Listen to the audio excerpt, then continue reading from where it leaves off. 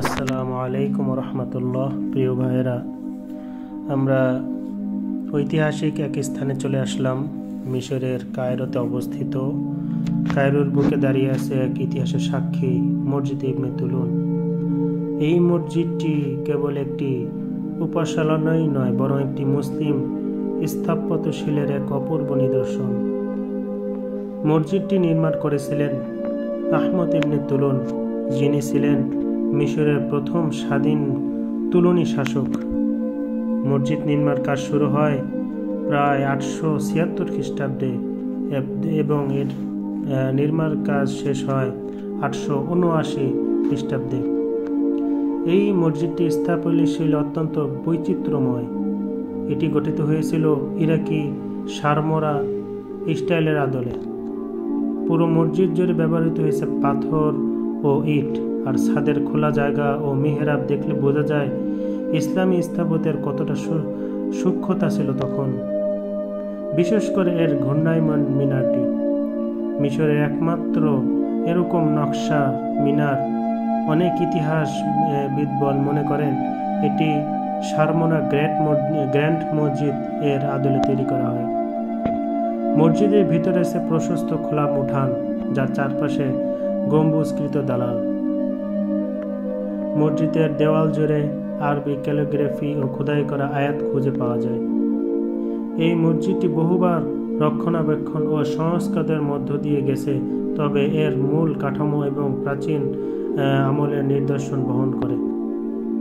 আপনারা এখন দেখতে পাচ্ছেন মসজিদের মাঝখানে যে মিনারটা আছে, বা এইখানে এত সুন্দর করে মনে হচ্ছে এখানে হয়তো বা অজু করার ব্যবস্থা ছিল।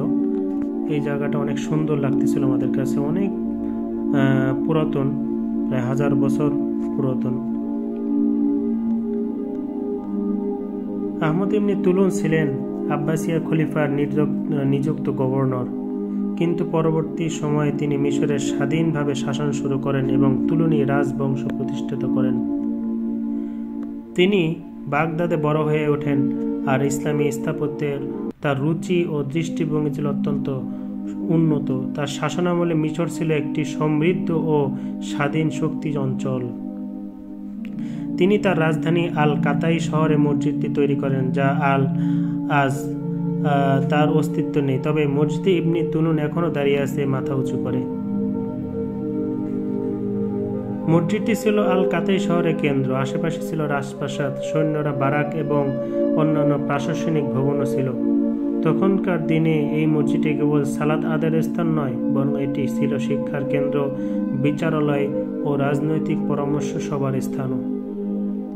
আমরা এখন মিনারে সর্বোচ্চ উঁচায় উপরে উঠতেছি। দেখেন, এই মিনারে সর্বোচ্চ উপরে উঠে এখানে এক সময় তারা আজান দিত, মানুষকে আহ্বান করত। আমরা উপর থেকে পুরা কায়রো শহরকে আমরা দেখতে পাচ্ছি। বিশেষ করে ওই যে দেখা যাচ্ছে সালাউদ্দিন আইয়ুবের কেল্লা।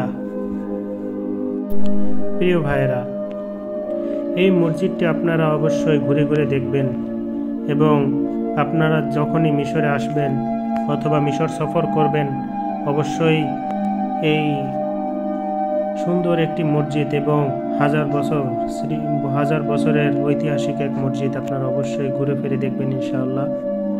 আমরা আজকে এই মসজিদটি আপনাদেরকে দেখাইলাম, ইনশাআল্লাহ আরও অন্যান্য মসজিদ দেখাবো। সেই পর্যন্ত ভালো থাকবেন। আসসালামু আলাইকুম রহমতুল্লাহ।